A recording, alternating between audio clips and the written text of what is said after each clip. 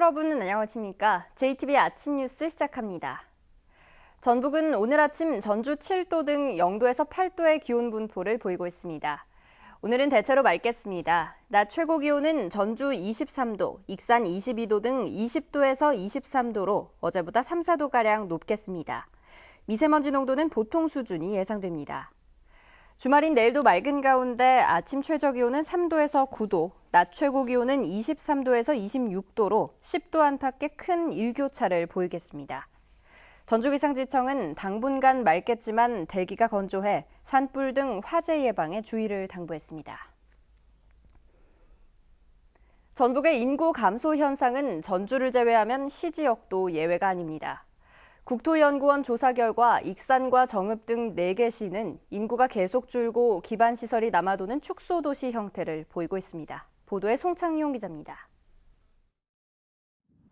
김제시의 한 외곽 지역입니다. 거리에서 주민들을 보기가 쉽지 않습니다.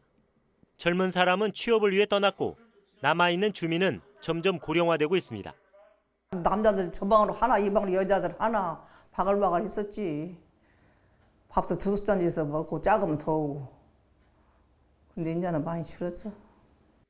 김제시의 인구는 1975년 22만 1000명에서 2015년 8만 4천 명으로 60% 이상 줄었습니다. 정읍시와 남원시 또한 50% 이상 감소했습니다. 익산시 인구는 2000년을 최고로 감소세를 벗어나지 못하고 있습니다. 인구가 줄다 보니 이들 지역의 빈집 비율은 10%를 웃돌고 있습니다. 이제 혼자 나오면은 다시 따라갈 수가 있고 또 혼자 살다가 죽고 들어도 않고 그런 게 빈집이 이렇게 자꾸 생기는 거예요. 이러한 도시 축소 현상은 심각한 문제를 일으킵니다. 재정 자립도가 해마다 3, 4%씩 감소하면서 의료와 복지 등 공공 서비스를 제대로 제공하지 못하게 됩니다. 지역 공동체에 큰 위기를 맞을 수 있습니다. 그러나 이들 지역은 여전히 인구가 크게 늘 것으로 기대하고 성장 중심의 도시기본계획을 세워놓고 있습니다. 현실과 맞지 않는 이러한 정책은 남아있는 주민에게 전혀 도움이 되지 않고 도시 축소 현상을 더욱 악화시킬 뿐입니다.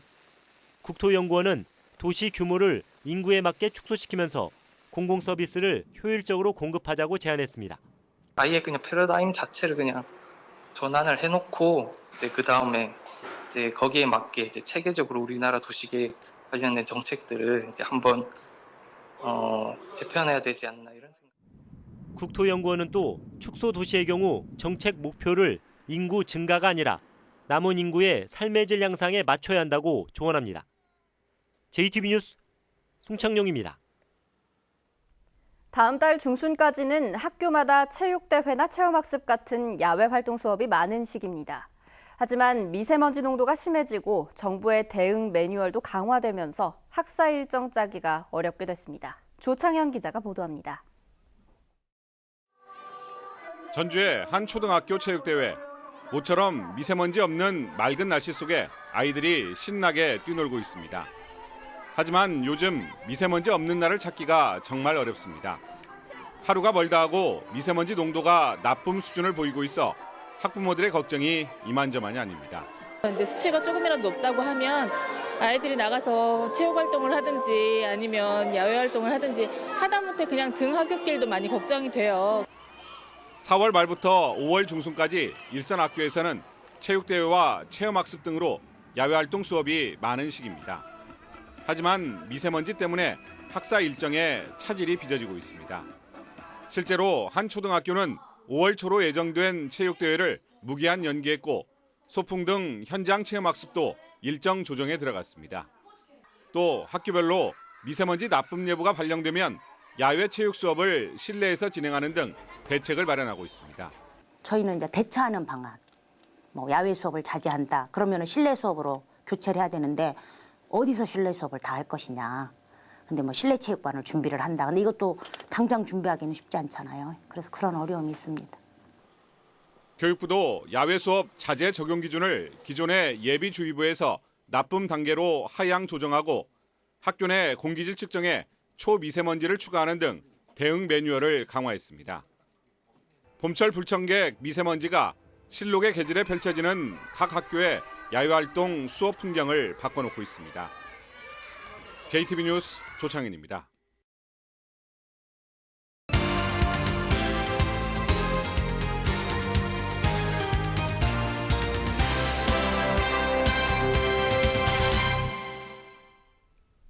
진안은 본래 청정 지역이기도 하지만 전북도민의 식수원인 용담댐이 있어 환경보존의 필요성이 더욱 큰데요. 진안군이 이른바 삼노운동을 비롯해 환경보존에 다양한 아이디어를 모으고 있습니다. 이승환 기자의 보도입니다. 용담호를 굽어보는 진안의 한 마을에서 주민들이 쓰레기를 분리수거하고 있습니다. 도시라면 일상화된 일이지만 쓰레기를 태우거나 묻는 게 더 익숙한 농촌에서는 아직은 낯선 풍경입니다. 처음에는 거부를 많이 했어요. 하기 싫다. 뭔 쓰레기를 시골에 살면서 분리수거를 하냐. 농촌 쓰레기 문제로 고민하던 진안군은 2014년부터 쓰레기를 안 태우고 안 버리고 안 묻는다는 이른바 삼노운동에 나섰습니다. 마을마다 분리수거함을 둔 것도 모자라서 따로 감시체계까지 운영하고 있습니다. 이 같은 분리수거 활동이 차츰 자리를 잡아가면서 최근 4년 새 진안 지역 재활용품 수거량은 무려 8배 이상 증가했습니다. 같은 기간 쓰레기 발생량도 14%나 줄었습니다. 우리 진안은 청정 환경이 우리가 가진 고유 브랜드입니다.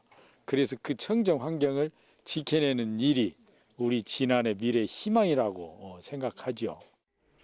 이 같은 정책은 도민들의 식수원인 용담호와 밀접한 관련이 있습니다.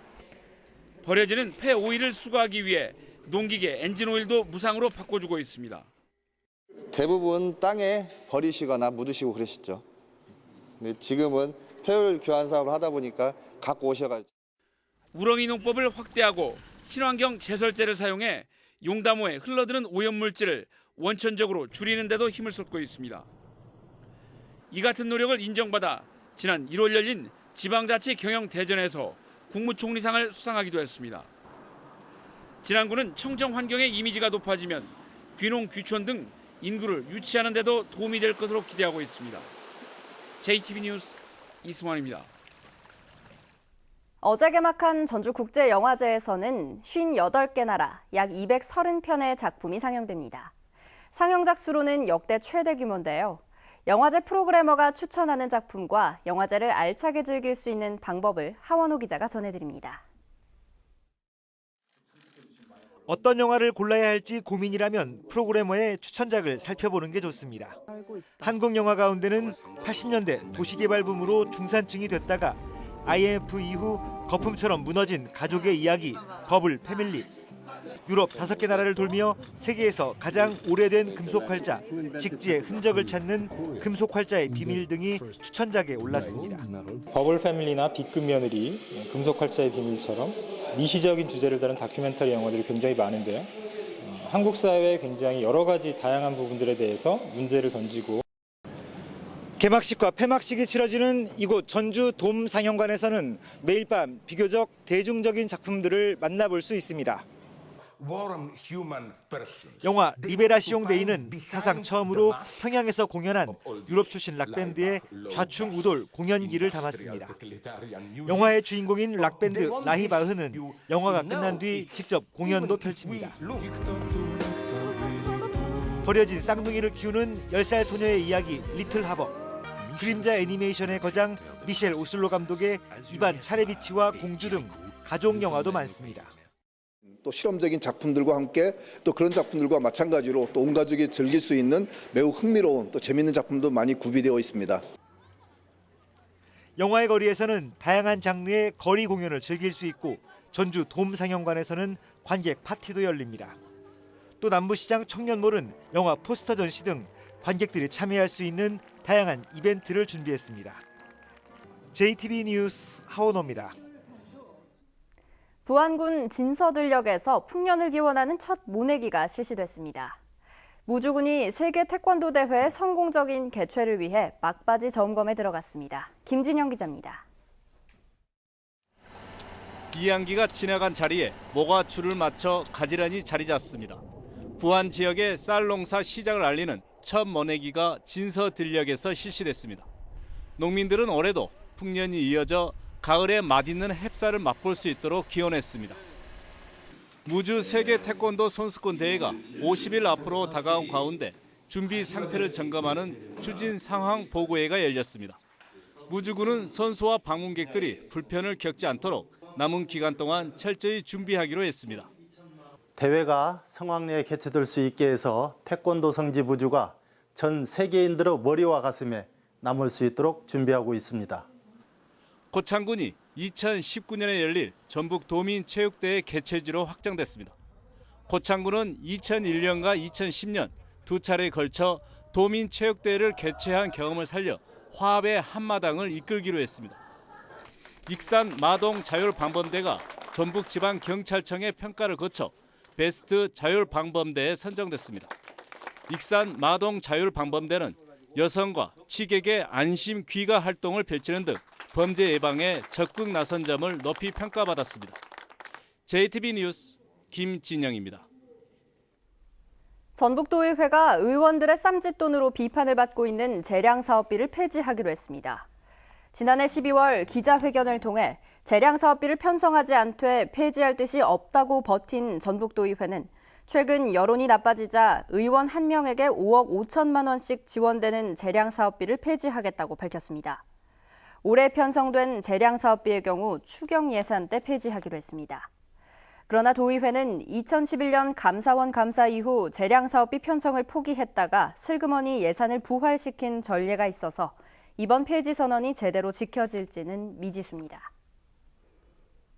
보건복지부는 서남대 의대가 최종적으로 의학교육 평가 인증을 받지 못하면 내년도 서남대 의대 입학생이 의사 국가시험에 응시할 수 없다고 밝혔습니다. 서남대 의대는 지난 12일 한국의학교육평가원의 의학교육평가에서 불인증 판정을 받았고 교육부는 오는 6월 30일까지 평가와 인증을 다시 받으라는 시정명령을 내렸습니다. 서남대 의대가 6월까지 인증을 받지 못하면 의료법 시행 이후 국가시험 응시 자격이 제한되는 첫 사례가 되며 사실상 내년 신입생 모집도 정지될 것으로 보입니다. 전북에서 가장 비싼 주택은 전주 한옥마을에 있는 한옥으로 공시가는 16억 4천만 원이었습니다. 최저가는 정읍시 산회면에 있는 주택으로 62만 7천 원이었습니다. 올해 전북의 주택가격은 지난해에 비해 3.3% 올랐고 시군에서는 완주군의 상승률이 5.1%로 가장 높았습니다. 이번에 공시된 주택가격은 시군구 민원실과 홈페이지를 통해 다음 달 29일까지 열람하고 이의 신청을 할 수 있습니다.